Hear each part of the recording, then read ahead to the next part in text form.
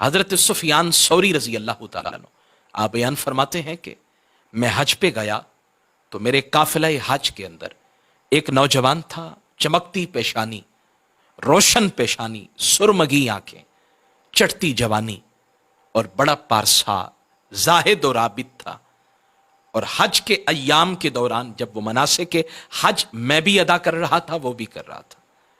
تو میں نے ہر قدم پہ شدت کے ساتھ یہ بات محسوس کی، نوٹ کی،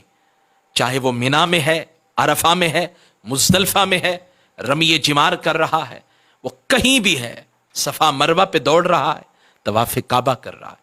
یا پھر نوافل ادا کر رہا ہے، کوئی بھی کام کر رہا تھا نا، تو حضرت سفیان ثوری فرماتے ہیں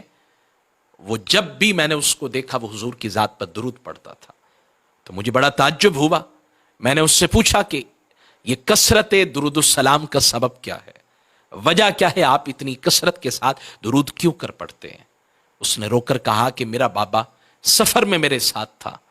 اچانک اس کا وقت آخر آیا، وہ انتقال کر گیا، اس کا چہرہ سیاہ پڑ گیا، میں جنگل میں تنہا تھا، پریشان تھا کہ اب اس جنگل کے اندر ایک تو میرا بابا چلا گیا،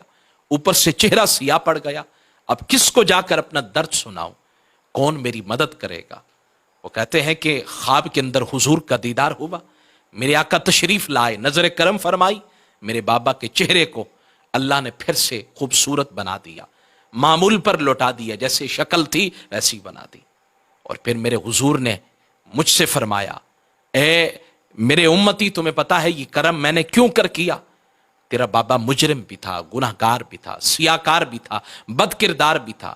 لیکن یہ میری ذات پر کثرت کے ساتھ درود پڑا کرتا تھا، اور آج ہم نے اسی درود کی کثرت کی برکت سے ہم نے اس کی مدد بھی کی ہے، اور اس کے چہرے کو، بگڑے ہوئے چہرے کو دوبارہ سے درست بھی کر دیا، اللہ سے مانگ کر درست کر دیا ہے۔